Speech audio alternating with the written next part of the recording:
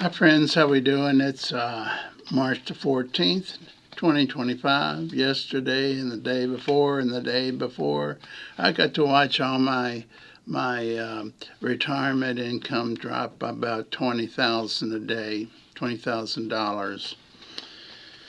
I got some very interesting comments. Why do I have my retirement in Apple? Why don't I sell out my stocks and just send the money to the person that wrote to me? Um,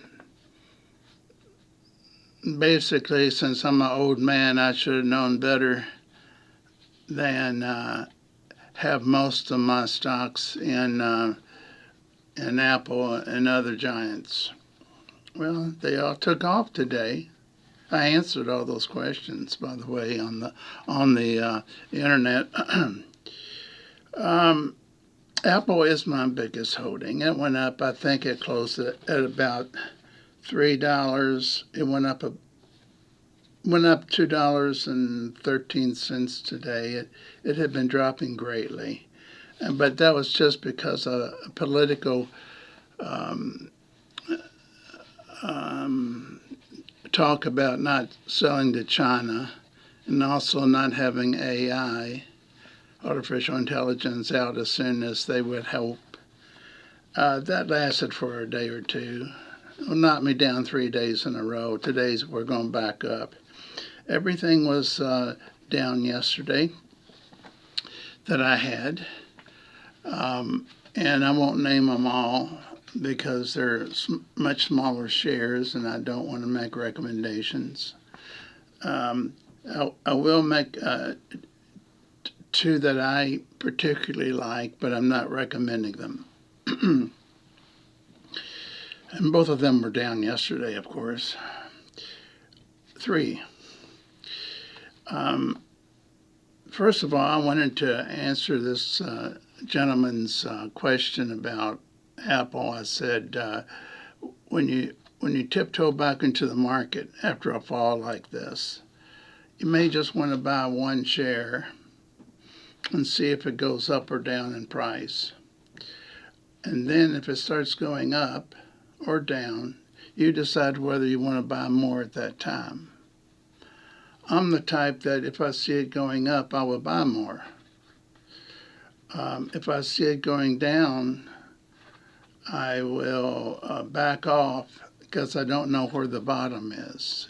That's the thing. You don't know where the bottom is. And as I said yesterday on the video that I did, which the video was called The Battle for Investment Survival, I said, no one, your broker and your money manager, if you have one, and your friends are not going to tell you when to get back into the market. I think I said that at least 3 or 4 times. But they sure will tell you when to get out of the market. And everybody I know that got out of the market in 2008 when I was getting into the market heavy never went back into the market. They're living in government housing because they gave up sometimes 50%, 40% in 2008. And and prices, of course, increased for buying things. But if they hadn't sold out at all, they'd have probably tripled the money from where they were then at its lowest. At the highest before it fell. They probably would have doubled or tripled what they had before anyone told them to sell anything. No one told me to sell anything because I had just about lost all the money I had in my business of counseling drug addicts and mental health people and gambling addicts. So I didn't have much to play with, so I had to borrow in 2008. I had to borrow money to get back on my feet when everybody else was selling. So I bought anything that I recognized that was big companies that was on the New York Stock Exchange or the NASDAQ that was $1 or less. A lesson I learned from John Templeton when he became rich. And within 2 to 3 years, I paid off the remainder of my house. I put a lot of money in the stock in my retirement system, and sold my didn't sell it, gave it away, my two counseling centers, one in Carrollton, Kentucky, and one in Madison, Indiana. I offer advice now. This green stands for making money today. I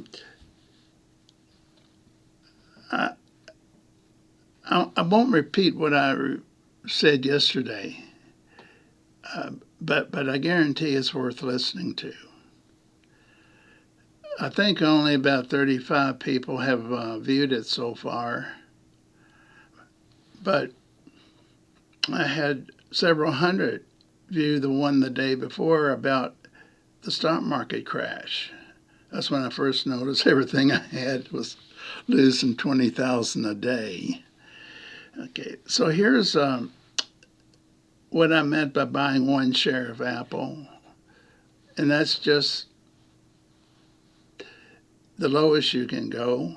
I think you can buy a fraction of a share on some of these stock exchanges. I use Fidelity Investments. I watch it to see which way it's going and how fast it's going. If it's going up real fast, I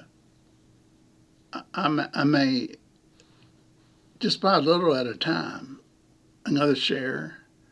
Maybe if it keeps going up, another share before the day's out. If it's going down, I may also buy another share, depending on the company. Now, I'm not one that owns what's called the Magnificent Seven that CNBC has. I'll tell you what they recommend as the top seven. Nvidia, symbol NVDA. Tesla, symbol TSLA. Alphabet, GOOG, and also GOOGL are the symbols. Amazon, AMZN. Meta, META, I think that's Facebook. And Microsoft, MSFT. Well, most of these are so high I don't like to invest in them. You notice they kept off the ones that I bought. I'm not in the Magnificent Seven. I have a few Amazon shares. Nevada, NVDA. Not sure if I'm pronouncing it right. I have a few shares. But then I loaded up on things they don't have. Didn't load up on them. Loading up to me might be buying $400 worth. Taiwan Semiconductor is now $174. TSM is a symbol. These are my two favorite besides Apple. Taiwan Semiconductor, because they supply chips all over the world for most companies.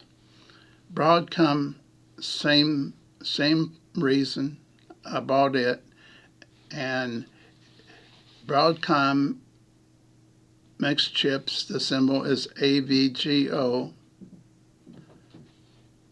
It's AVGO. Has nothing to do with spelling of the Broadcom. And the Apple is AAPL. It's now 213. I bought it for a lot higher and a lot lower. Here's something I need to tell you. You're not going to find the lowest price. if you think you knew what the lowest price was, you'd been buying yesterday. And we still don't know if the lowest price has been hit. We do know that everything went up today, 2% right off the bat at the morning bell, at least 2%. Some back down, some went back up higher. So my three that I like: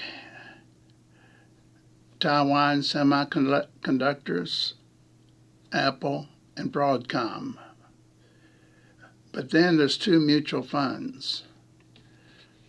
The 100 top technology stocks are in a mutual fund called QQQ, three Qs. The 500, S&P 500, there's a lot of symbols I could give you, but I'm in VOO, VOO, which both of those took a tumble yesterday. I mean, ungodly tumble. But they're up today.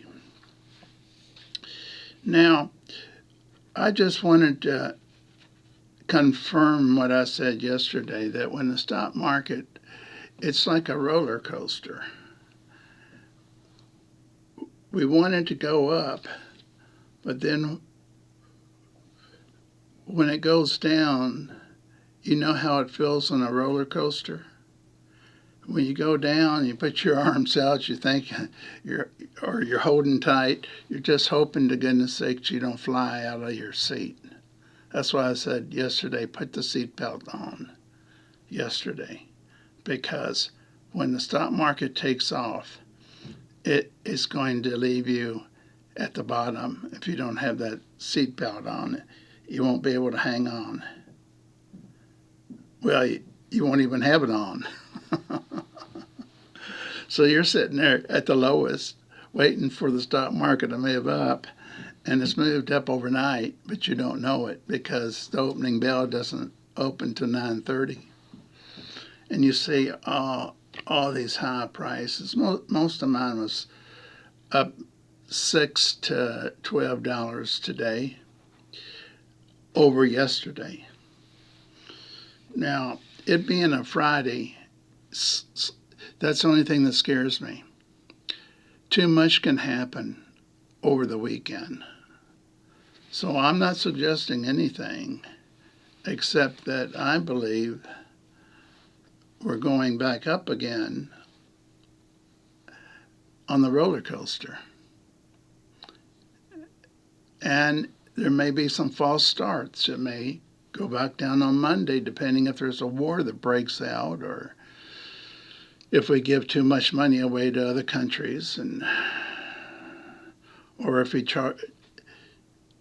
put a tariff of 50% on Canada's goods coming in. Now, I don't know anything about tariffs, but they say that's a bad thing.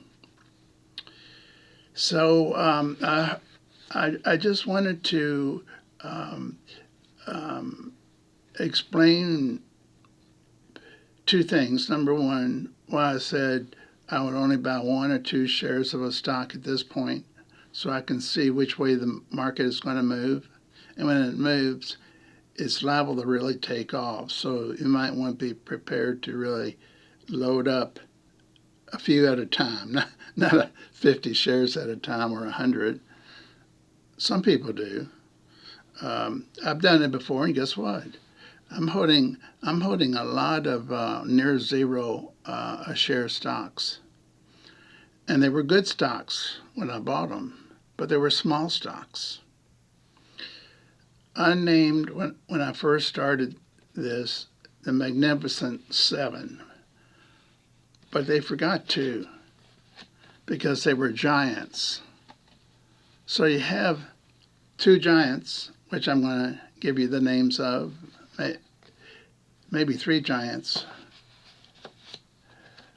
The first giant is Warren Buffett. Warren Buffett is, I should be able to recall his symbol. It's BRK-B. BRK-B. Berkshire Hathaway. There's an expensive one, and then when he split it, there was you got a whole lot for each share of the big one, or you could just buy them after they split. It's a giant. They're holding so many billions of dollars, in cash. Always have. They're ready for a depression. But also they outperform the S&P 500 sometimes by a great amount. It shocked me not only when they started buying Apple and they said they would buy, Warren Buffett said, I'd buy the whole company if I could.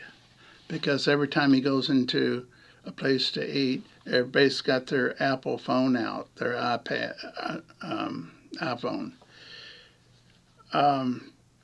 And he loaded up. He sold twice because of tax incentives to get some sold, but it's still Apple is still his top performer. And the second stock that's a giant is Apple. It was said that in the past they could buy a country if they wanted to. Okay, they're not going to put Berkshire Hathaway and Apple in the Magnificent Seven stocks that was controlling much of the growth of the mutual funds and S&P 500 and the QQQ 100 technology stocks. They did not include BRB-B, Berkshire Hathaway, and it is quite high. I bought it, I believe, below 100. It's 514 today. And they didn't include Apple in the Magnificent Seven because giants that big might be big enough to wipe out the whole Magnificent Seven.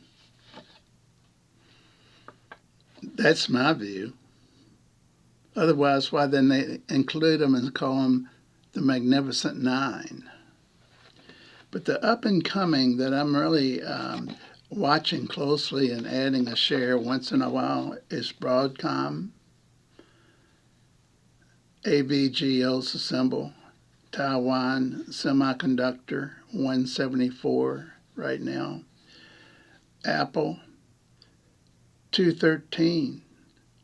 It hit 250 or 60, I think. I'm not sure, maybe 240, I don't know. But I think it was up there toward 100, about 250 or 60 a few months ago. So you see, it doesn't take a whole lot of stocks to make a lot of money. The ones I gave you, I could take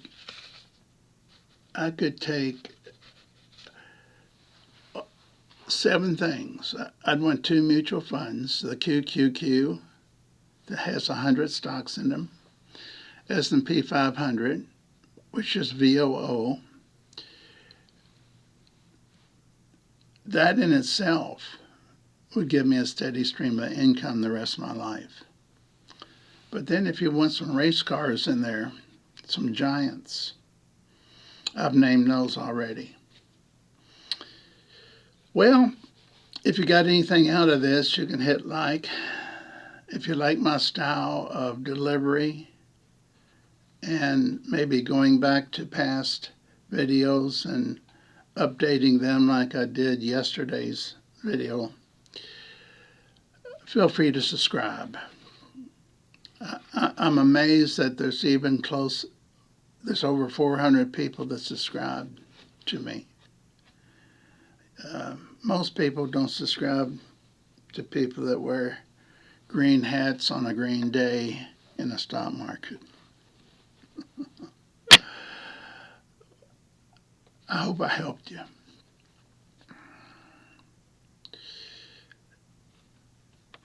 Um, I was going to say, if you're uncertain, do nothing